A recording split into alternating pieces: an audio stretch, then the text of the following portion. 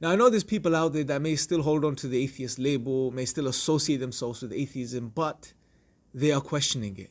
And there'll be people out there that, recognize it's not true and they want to move on and look for the truth, but they don't know where to go. So this video is for them, and I want to highlight a few steps which I believe will really help you on your journey. So number one, the first thing I want you to consider and understand, and this applies to even the atheists who may fully associate with atheism even now. Number one, recognize that sometimes we hold on to beliefs or profess beliefs that we don't really believe. And the way to test this is to see, well, are your actions, what you say, what you acknowledge, what you believe otherwise in line with your particular conviction or your belief? Now, take atheism, for example. If you believe atheism is true, do you fully follow through with your atheism? Meaning, do you acknowledge the implications of atheism? Because when you claim atheism, what you're saying is essentially is that everything is a result of, everything is an accident, essentially. It's all just one big accident, one big meaningless accident. And therefore, life has no ultimate meaning. Your existence has no meaning. The world around you has no meaning. You just have emerged and you will leave. Now, do you really acknowledge this if you claim atheism? Because these are the inevitable implications of atheism. If you believe there is no God, there are no gods. If you acknowledge, especially a naturalistic type of atheism, that everything is just matter in motion and there is nothing beyond the physical material world, well, then you will have to acknowledge this, that everything is one big meaningless accident. The question for you is, do you really acknowledge this? Following on for this, you have other questions, such as are you willing to accept that morality, that there is no objective essence to morality? It's just subjective ideas that are floating around out there that human beings hold on to. That there is nothing objectively true about killing an innocent child. It just doesn't feel right, or it's just wrong because it's subjectively wrong according to our current understanding. Do you acknowledge that atheism puts you in the position where you cannot account for objective moral values and duties? Are you happy with that? Do you acknowledge that? Do you follow through with that? That's another question you have to ask yourself. So that's the first, or the second thing I'd like you to do is to really question or ask yourself, are you willing to fully follow through with the implications of atheism if you truly believe atheism to be true?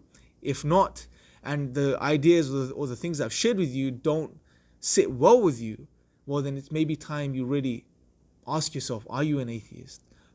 Do you truly believe it's true then? Which I would say it is not the case. And are you willing to continue to hold on to this worldview, this outlook, this philosophy, whatever you want to call it?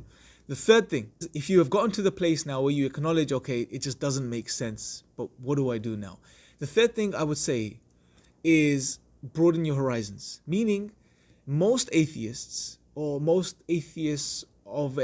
sort of incline towards a naturalistic type of atheism, they have been led to believe that science, for example, science is the only way to truth. It's the only solid, substantial way we can know about the world and reality.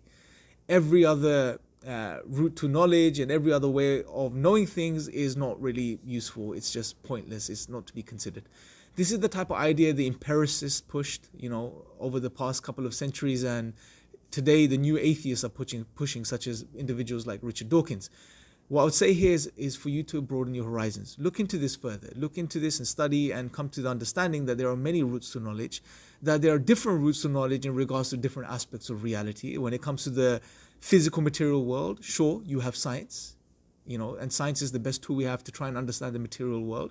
But when it comes to other realities, such as existential questions that we have, such as morals and ethics, that understand that science is not going to be useful in those spheres. You have to look at alternative routes to knowledge, ways of knowing reality and understanding reality and coming to terms with it. So that's the third thing I would say, broaden your horizons from that perspective. Once you've done this, the fourth thing I would say is that now you're ready to go on your journey. The only piece of advice I'd give you is try to be honest and sincere with yourself, right? It's sometimes very hard to do, to be objective and honest and sincere with yourself. But try to maintain that inner state and then go in search. As a Muslim, I would recommend, and I would highly recommend, that you want to, if you're going to look into and inquire about religion, that I would encourage you to also look into Islam. I know there are many misconceptions out there. I know there are ideas and views people have been pushing that may want to keep yourself away from this tradition, but I really encourage you to look into Islam. And what you will be surprised to find, as many people are, that do finally get around to looking into Islam and studying it objectively, is that it fits like a glove when it comes to your nature as a human being. It makes sense, from a rational perspective, an intuitive perspective, an emotional perspective, a spiritual perspective. It fits you, the human, in a profound way, and it provides answers to all of those existential questions that you have, in a way that not only satisfies you, but is in line with reality, right? And I have other videos on this channel that go into a lot more detail in regards to this. If you're interested, please do check them out. But definitely pick up the Qur'an, I would say, which is what we consider to be the final revelation of God, and to read it and study and see what it has to say, and see what it provides for you as an individual, as a human being.